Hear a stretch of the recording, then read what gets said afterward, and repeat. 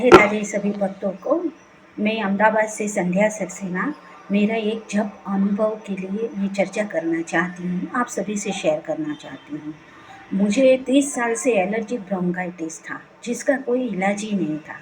आयुर्वेदिक इलाज कराया, होम्योपैथिक इलाज कराया और सभी तरीके की ट्रीटमेंट करी, नेचुरोपैथी किया, लेकिन कोई फ़ायदा ही नहीं। फिर सीज़न बदलते वही का वही। लेकिन एक बार मैं यूट्यूब देख रही थी और उसमें गुरुजी जी श्री चंद्र सागर जी का मैंने वीडियो देखा, जो नाम जप का चमत्कार और नाम जप से हर कष्ट मिट सकता है। तो मैं थोड़ी एक्साइट हो गई और मैंने आगे थोड़ा और रिसर्च किया उसके बारे में और बहुत सारे वीडियोस देखे मैंने। और फिर मुझे एकदम इच्छा हो गई कि चलो अब यही एक बाकी है। अरे कुछ नहीं होगा तो चलो नाम जप से छंद हो जाएगा अपना, तो ठाकुर जी का इस बहाने नाम भी ले लेंगे और फ़ायदा हुआ तो अच्छी बात है। तो मैंने एक ट्रायल ही की थी, तब तक मैं गोवर्धन थी और गोवर्धन जाके मैंने गुरुजी का वीडियो में से कॉन्टैक्ट नंबर लिया था और वहाँ जाके फ़ोन किया।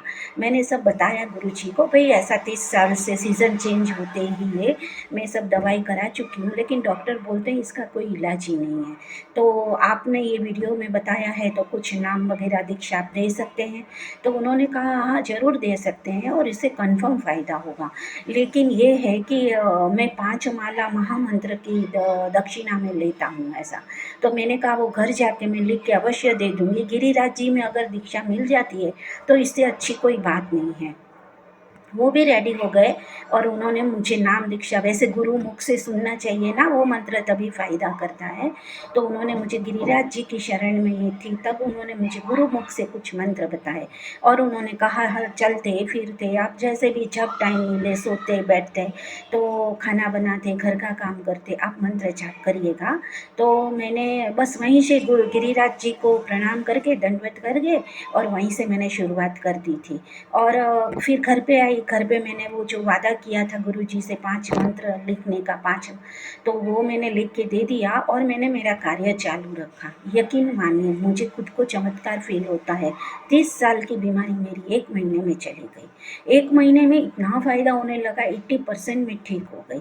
फिर से हर महीने हम चेकअप पे जाते हैं तो डॉक्टर साहब के पास गई, तो उन्होंने ये कहा कि योगा वगैरह आप करते हैं क्या? तो काफ़ी फ़र्क नज़र आ रहा है। तो ठीक है डॉक्टर, और वो साइंस और धर्म का तो वैसे भी कुछ वो नहीं होता है। तो मैंने बोला नहीं नहीं, वैसा तो कुछ नहीं करती हूँ, बस पता नहीं कैसे आप लोगों के आशीर्वाद से सब ठीक हो गया। जय जय श्री राधे। अभी अभी हमने अहमदाबाद निवासी संध्या माता की नाम जप की महिमा श्रवण की। हम लोग बहुत कुछ यदि चाहें तो इस माता से सीख सकते हैं। इस माता ने जब अपनी नाम जप की महिमा मुझे भेजी, तब मुझे स्मरण आया कि हाँ, लगभग 6-7 महीना पूर्व की ये घटना है, जब वो गोवर्धन की यात्रा, ब्रजभूमि की यात्रा में गई और वहाँ उन्होंने ये नाम प्राप्त किया। क्योंकि यात्रा करते हुए उनको शरीर में जब कष्ट अनुभव हुआ, उसी समय शायद उनको हमारा ये वीडियो कहीं मिला होगा। अस्तु, इस माता से हम क्या सीख सकते हैं? एक तो नाम को धारण करने में तत्परता, अर्थात जब भी कभी हम जीवन में नाम जप के प्रति आश्वस्त हो जाएं तो 1 सेकंड का भी विलंब नहीं करना चाहिए, तत्काल नाम को ग्रहण कर लेना चाहिए। कोई बहाना नहीं। हम लोग कितना बहाना करते हैं। जब हम हॉस्पिटल में जाते हैं, लाखों रुपया देते हैं, लाइन में लगते हैं, घंटों बर्बाद करते हैं, कितना कष्ट सहन करते हैं। आप केवल कल्पना कीजिए, जब परिवार का एक व्यक्ति जब कहीं अस्पताल जाते हैं तो व्यक्ति एक अकेला बीमार नहीं होता, उसके पीछे उसका पूरा परिवार बीमार होता है। पूरा परिवार, रिश्तेदार, यहाँ तक कि पड़ोसियों को भी कष्ट होता है, क्योंकि लोक रीत निभाने के लिए उन्हें भी जाना पड़ता है। तो और फिर अस्पताल, वैसे अस्पताल तो रहे नहीं, अब तो लूट मार के केंद्र हो गए हैं। उनको आपके स्वास्थ्य से उतना लेना देना नहीं है जितना लेना देना है उनको धन उपार्जन करने से। तो इसलिए यदि भगवान नाम हमें संजीवनी की तरह, यदि हमारे समस्त मनोकामनाएं सिद्ध करने में सक्षम है, तो कहीं भटकने की आवश्यकता ही क्या है? फिर आपको करना क्या है? एक छोटा सा परिश्रम ही तो करना है कि 3 घंटा 35 मिनट हम नाम नहीं जप सकते? क्या आप अपने जीवन के दैनिक कार्यों को नहीं करते? जो लोग ये कहते हैं कि बिजनेस व्यापार में हम इतने रम गए कि हमें समय ही नहीं मिलता, ये बिल्कुल हास्यास्पद है। आप आवश्यक कार्य करते, क्या आप भोजन नहीं करते, शौच नहीं जाते, स्नान नहीं करते, वस्त्र धारण नहीं करते, घर में भोजन नहीं बनाते, बर्तन नहीं मांजते, झाड़ू पोछा नहीं करते, तो ये आवश्यक कार्य जब करने के समय है तो भगवान नाम लेने का समय नहीं है। देखिए, कलयुग के आगमन से पूर्व जब नारद जी ने ब्रह्मा जी से पूछा कि प्रभु आने वाला समय बड़ी कली कलमश से लोग अत्यंत पीड़ित होंगे, तो ऐसे लोगों के लिए आपके पास कोई उपाय है? तो उस समय पद्म पुराण में ये श्लोक है। उस समय ब्रह्मा जी ने अपने मुखारविंद से कहा कि नामः चिंतामणि कृष्ण चैतन्य रस विग्रह, नामः चिंतामणि कृष्ण चैतन्य रस विग्रह पूर्ण शुद्धो नित्य मुक्तो स अभिन्नत्वम नाम नामिनो। अभिन्नत्वम नाम नामिनो, नाम और नामी श्री कृष्ण में, नारायण में, श्री राम में कोई भेद नहीं है, अभिन्न है दोनों। यानी भगवान भी पूर्ण शुद्ध है, पूर्ण मुक्त है, तो नाम भी पूर्ण शुद्ध है, पूर्ण मुक्त है। और नाम चिंतामणि, नाम को पारसमणि कहा गया। जैसे लोहे जैसा कुधातु भी अगर स्पर्श करे स्वर्ण बन जाए, उसी प्रकार जीव कितना भी पापी क्यों ना हो, पर नाम की शरणागति में आ जाए, एक बार शरण में आ जाए और ये संकल्प कर ले कि आज के बाद मैं अन्य किसी भी पाप करो। विशेष रूप से 4 नियम होते हैं, देखो, हैं जुआ, शराब, व्यभिचार और हिंसा वृत्ति। ये 4 वृत्तियों को छोड़ दिया जाए और नाम का आश्रय लिया जाए। और इस माता से हम क्या सीख सकते हैं कि एक तो तत्परता, यानी नाम ग्रहण करने में बिल्कुल भी समय नहीं। और दूसरा, जब माता गई लौटकर अहमदाबाद, तो वहां से उन्होंने जो दक्षिणा थी 540 महामंत्री 5 माला, उसे देने में उन्होंने विलंब नहीं किया, तत्काल गई और उसी दिन उन्होंने लिखा। अर्थात नाम के प्रति प्रगाढ़ श्रद्धा, तो इतनी तत्परता हो, श्रद्धा हो, 3 घंटा 35 मिनट जपने। और कोई ऐसा हम कभी नहीं कहते कि एक आसन पर बैठ के जपें। आप चलते फिरते, उठते बैठते, सोते जागते, गाड़ी ड्राइव करते, काम करते, चूल्हा चौका बर्तन आदि करते, स्नान ध्यान करते, किसी भी समय भगवान का नाम आप जप करो। हाँ, जैसा काम वैसा नाम। यदि हमारे शरीर में यदि कोई पीड़ा है तो उस पीड़ा के हरने के लिए वैसा ही नाम जपें। यदि कोई मनोकामना सिद्ध करनी है तो भगवान के ढेर सारे ऐसे नाम हैं जो मनोकामना की पूर्ति करें, है ना।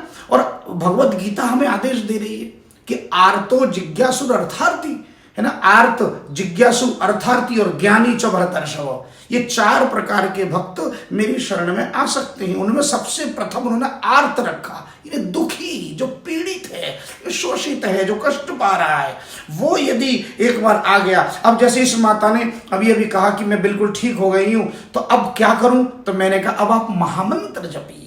अब आप हरे कृष्ण कृष्ण कृष्ण हरे हरे, हरे राम राम राम हरे हरे। अब आप तारक मंत्र का आश्रय लीजिए। भवसागर तरने, भवसागर तो तरेंगे तब ना जब ये शरीर साथ देगा। जब शरीर ही पीड़ित, तो भजन करोगे कैसे? भजन करने के लिए शरीर का आश्रय तो लेना पड़ेगा ना। परमात्मा ने ये शरीर हमें क्यों दिया?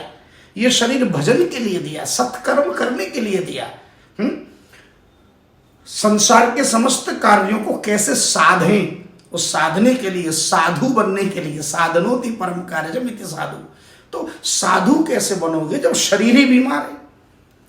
तो जब शरीर स्वस्थ हो जाए उसके बाद फिर मन, प्राण और इंद्रियों को सबको एक साथ ठाकुर जी की सेवा में लगा दो। तो भैया इसलिए विलंब मत करो, ये बिल्कुल विलंब ना करो और प्रतीक्षा ना करो कि कोई कहेगा तो हम जपेंगे, है ना। बिल्कुल निःशुल्क उपचार है। हाँ, एक निवेदन करूंगा कि जपने से पूर्व पंचरति भाव का जो वीडियो है, यानी नाम जप के जो 5 विधि में बार बार कहता हूं। 5 विधि कौन कौन सी हैं? सबसे पहले गुरु भाव, इष्ट भाव, आर्त भाव, और उसके बाद विधि और निषेध, है ना। तो निषेध तो मैंने अभी अभी बताया कि 4 कली के दुर्गुण निषेध है, और विधि मैंने अभी बताया कि चलते फिरते, उठते बैठते किसी भी समय आप जप सकते हैं। अब रहे 3 भाव। तो ये गुरु भाव, यानी नाम जपते समय एक बार नेत्र बंद करके अपने सदगुरुदेव को मन ही मन प्रणाम कर लेना, ये गुरु भाव है। उनके प्रति सम्मान व्यक्त करना, उनके प्रति अटूट श्रद्धा रखना और उनके आज्ञा का तत्परता से पालन करना, यानी समय एक सेकंड भी विलंब न हो। गुरु मुख से शब्द निकले और शिष्य उसे तुरंत लपक ले।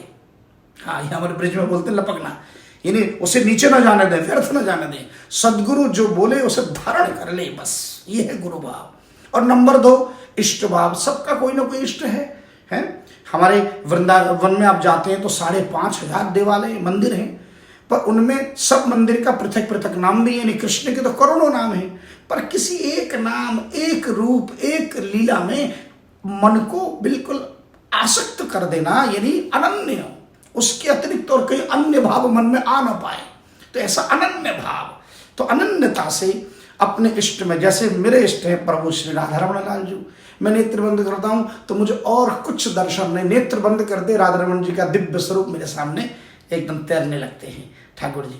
तो ऐसा भाव, इष्ट एक ही हो, प्रणाम सबको करो। हम बिहारी जी जाते हैं उनको प्रणाम करते हैं, राधा वल्लभ जी जाते हैं उन्हें प्रणाम करते हैं, सब हैं तो मेरे कृष्ण ही हैं, तो मेरे राधा रमण लाल जी हैं, गोपीनाथ जी, मदन मोहन जी, गोविंद देव जी हैं, राधा विनोद जी, कहीं भी जाएं सब में अपने इष्ट का दर्शन करें, यही इष्ट भाव है। और जो सबसे तीसरा नंबर का सबसे महत्वपूर्ण है वो है आर्त भाव, यानी नाम जपते हुए व्याकुलता।